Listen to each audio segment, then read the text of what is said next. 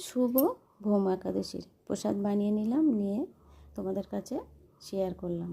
যে যেভাবে পারবে সে সেইভাবে করবে। এই একাদশীর ব্রতটার অনেক মাহাত্ম্য আছে। আমরা অত কিছু জানি না, অত কিছু বুঝি না। যতটা পারি ততটা চেষ্টা করি করার। আমরা তো সংসারিক মানুষ, সব কিছু ভালোভাবে পারি না। আমাদের জীবনের একটাই মন্ত্র, মহামন্ত্র হরিনাম। এই হরিনাম সবসময় পারলে করবে, আর যতটা আশ্রয় নিতে পারবে নেবে। এই জগতে ভগবান ছাড়া আর কিছুই নাই আমাদের এই জগতে। ছেলে বলো, মেয়ে বলো, মা বলো, বাবা বলো, কেউ কিন্তু কারোর নাই। যার কর্ম সেই করবে। পরীক্ষায় যেমন রেজাল্ট ভালো হলে যার থাকে, ভগবান আশ্রয় নিলে সেটাও কিন্তু তার নিজের কে থাকে। তাই মহামন্ত্র হরিনাম পাঠ করো।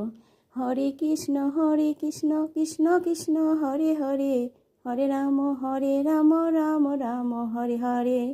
হরে কৃষ্ণ কৃষ্ণ কৃষ্ণ হরে হরে, হরে রাম